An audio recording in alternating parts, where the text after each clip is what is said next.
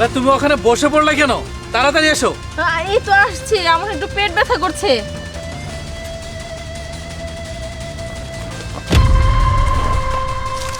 দাঁড়াও লিটু বাবা, তুমি একটু এদিকে এসো। আরে কি ব্যাপার, কি হয়েছে? বাবা, আমি তোমার প্রতিবেশী, জানি কথাটা বিশ্বাস করবা নাকি? তোমার বইয়ের পেটে যে বাচ্চা, কিন্তু বাচ্চা না, পেটের ভিতরে বেলুন। আরে আপনি এসব কি উল্টাপাল্টা কথা বলছেন? লিটু দেখো, এইগুলো বাহিরের লোকজন, প্রতিবেশীরা কারো সংসারে ভালো চায় না। তুমি তো জানো আমি প্রেগনেন্ট, আর তাছাড়া আমি তোমাকে ভিডিও কলে আমার সব রিপোর্ট দেখিয়েছি, তাই না বলো? আরে আন্টি, আপনি এসব কি বলছেন? আমার বইয়ের নামে উল্টাপাল্টা কথা বলছেন। আমার স্ত্রী যে প্রেগনেন্ট সেটা আমি খুব ভালো করেই জানি। আমি ভিডিও কলে সব ডকুমেন্টস দেখেছি। আর তাছাড়া আর মাত্র 2 দিন পরে ওর ডেলিভারি। আমি ওকে 2 দিন পরে ডেলিভারিতে নিয়ে যাব। আর আপনি আমাকে বলছেন আমার স্ত্রী প্রেগনেন্ট না, মানে আমার স্ত্রী বেলুন দিচ্ছে মানে? সব কিছু নাটক করতেছে তোমার বউ, একবারে সিটারি করতেছে, তোমার লগে টাউটামি করতেছে, তোমার অল বিশ্বাস করাইতেছে। শোনো, আমি নিজের চোখে দেখছি তোমার বউর পেটের মধ্যে বেলুন, বুঝছো কি? আমি মিছা কথা কই না, তুমি একটু যাচাই বাছাই করে নাও। তোমার লগে সিটারি করতেছে। দেখো, তোমার মা নাই কি? আমি তোমার মায়ের মতন। আমি তোমাকে প্রতিবেশী হইলে কি হবো? তোমাকে ভালো চাই। বাবাজি, তুমি অফিসে থাকো, বিদেশে যাও, কয়দিন পর পরে নানার কাজে ব্যস্ত থাকো।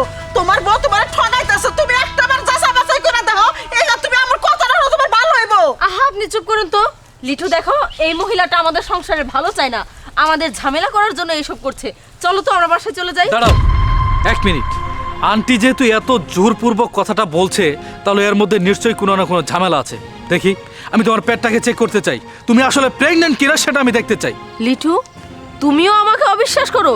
একজন থার্ড পার্সনের কথা নিয়ে তুমি আমাদের সংসারে ঝামেলা বাজাচ্ছ কেন? ঠিক আছে, তুমি যখন আমার কথা বিশ্বাস করতেছো না, তাহলে আমি প্রমাণটা দিয়ে দেই। কি ব্যাপার, তোমার এই জামার নিচে থেকে কি বেলুনটা নিজের ইচ্ছায় বাই করবা, নাকি আমি যে ফোনে ভিডিও করে রাখছি দেখামু? বেলুন? তার মানে তুমি আমাকে এতদিন ঠকিয়েছো? ছি ছি ছি ছি ছি, তুমি এটা কিভাবে করতে পারলে? তুমি আমার সামনে প্রেগনেন্ট হবার নাটক করেছো। আচ্ছা, তাহলে ডাক্তার যে ডকুমেন্টসগুলি দেখিয়েছিল সেই ডকুমেন্টগুলো কি ভুল? ছি ছি ছি ছি ছি, তুমি আমাকে এত বড় একটা ধোঁকা দিতে পারলে? হ্যাঁ হ্যাঁ, সবকিছু মিথ্যা ছিল, সবকিছু সাজানো ছিল। কেন জানো? আরে আমি তো তোমাকে ভালোই বাসি না, তোমার সাথে সংসার করার আমার কোনো ইচ্ছাই নেই। তো তুমি আমাকে প্রেগনেন্ট ডিজার্ভ করো কি করে? শোনো, তোমাকে বিয়েটা আমার ছিল শুধুমাত্র একটা চুক্তি। আমার বয়ফ্রেন্ডই আমাকে এই চুক্তি দিয়েছিল। আর তাছাড়া তোমাকে বলাও হয়নি আমার একটি ছেলের সাথে অ্যাফেয়ার চলছে। আর এটা আমার বিয়ের আগে থেকেই আমার বয়ফ্রেন্ডই আমাকে চুক্তি দিয়ে বলেছিল যাতে করে আমি তোমাকে বিয়ে করি। আর তাছাড়া তুমি একজন প্রবাসী ছেলে, তুমি যখন বিয়ের পর দেশের বাইরে চলে যাবে, এতে করে আমার জন্য সুযোগ সুবিধা ভালোই হবে। আমি আমার বয়ফ্রেন্ডকে বাসায় এনে সময় কাটাতে পারবো। আর তাই আমি তোমাকে বিয়ে করেছিলাম।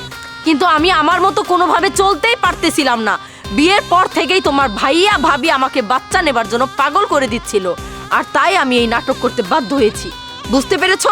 নাটক শুরু করেছিস তুই, আর শেষ দিব আমি। তুই আমার সাথে প্রতারণা করেছিস না? শোন, এর শাস্তি একটাই, আমি তোকে ডিভোর্স দিব। আরে তুই আমাকে কি ডিভোর্স দিবি? আমার বয়ফ্রেন্ডের ভালো একটা জব হয়ে গেলে না, আমি তোকে লাথি মেরে ছেড়ে চলে যাব। শোন, আমি না চাইতে তুই আমাকে কখনোই ডিভোর্স দিতে পারবি না। আর এছাড়া যদি আমি চাওয়ার আগে তুই আমাকে ডিভোর্স দেওয়ার চেষ্টা করিস, তাহলে আমি তোকে নগ্ন করে ছেড়ে দিব। শোন, আমার বয়ফ্রেন্ডের যখন ভালোই ভালো একটি চাকরি হবে, তখন আমি নিজে থেকেই তোকে ছেড়ে চলে যাব। এছাড়া এ পর্যন্ত যেভাবে চলে এসেছি সেভাবেই চলবো। তুই কিছুদিন পর বিদেশে চলে যাওয়ার কথা, বিদেশে চলে যাবি। আমি আবারও আমার বয়ফ্রেন্ডকে এনে আগের মতো রুম ডেট করব, ঘুরবো ফিরবো, খাবো, একসাথে সময় কাটাবো। বুঝতে পারলি? চুপ চুপ, একদম চুপ। তোর মতো মেয়ের কাছ থেকে আর কি ডিজার্ভ করা যায়? আসলে তুই যেমন, তোর কথাগুলো ঠিক নোংরা নোংরা ঠিক তেমনই। শোন, তুই কি ভাবিস তুই আমাকে ডিভোর্স দিয়ে চলে যাবি? তুই একটা বয়ফ্রেন্ডের সঙ্গে রিলেশন করিস, এতদিন হলো রিলেশন চলছে। তোর মতো একটা মেয়েকে নিয়ে আমি থাকবো? তুই আমার বাড়িতে থাকতে পারবি? আর তোকে নিয়ে আমি থাকবো? শোন, তুই আমাকে কিছুক্ষণ আগে বললি না তুই আমাকে মামলা দিবি? এই, তুই কি আমাকে বোকা ভাবিস নাকি? তুই এতক্ষণ যা যা বলেছিস সব কিছু আমার এই যে সেল ফোনে রেকর্ড করা হয়ে গিয়েছে। এখন যদি আমি পুলিশের কাছে যাই, তাহলে তোকে আগে ধরে নিয়ে যাবে, এবং আমি সেইটাই করব যে যার শাস্তি তোর পাওয়া উচিত। শোন, তুই আমাকে ঠকিয়েছিস। সারাটা জীবন তোর জন্য কত না পরিশ্রম করেছি, তোর জন্য এত এত পরিশ্রম করে এত এত টাকা পাঠিয়ে তোর যা কিছু লাগে আমি সব কিছু তোকে দিয়েছি।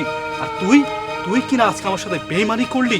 এই শোন, তুই তো আমাকে আজকে এই সামান্য একটা জিনিসটা আমার সঙ্গে প্রতারণা করেছিস, আজ বাদে কাল যে তুই আমার জীবন নিয়ে ছিনিমিনি খেলবি না তার কি গ্যারান্টি আছে? তাই আমি তোকে আজকে এই মুহূর্তে পুলিশের কাছে নিয়ে যাব, সেইটাই তোর জন্য ভালো হবে। আরে লিঠু, আমাকে ক্ষমা করে এই আরে ক্ষমা করবা না, ক্ষমা করবা তোমাকে যে কোনো সময় মেরে ফেলাইবো। একটা বীজ হ্যাঁ ঘরের সামনে রেখে বিন পুরুষের হাতে আবার রাত কাটাবার চায়, আবার কাছে সময় দিবার পারে না, ওরা দিবার পারে এই কথা স্বামীর কাছে বলে লাগতে পারে না। তুই থাক এইখানে, আমি এই মুহূর্তে পুলিশের কাছে যাচ্ছি। আরে লিঠু, আরে একটু বেশরম মিয়া কোথাকে চাপ। এই সবকিছু হচ্ছে আপনার জন্য। ফকিরের বাচ্চা কোথাকার এসে এমন সময় আমার বেলুনটা ফাটিয়ে দিল, ইচ্ছে করছে। না, না, না,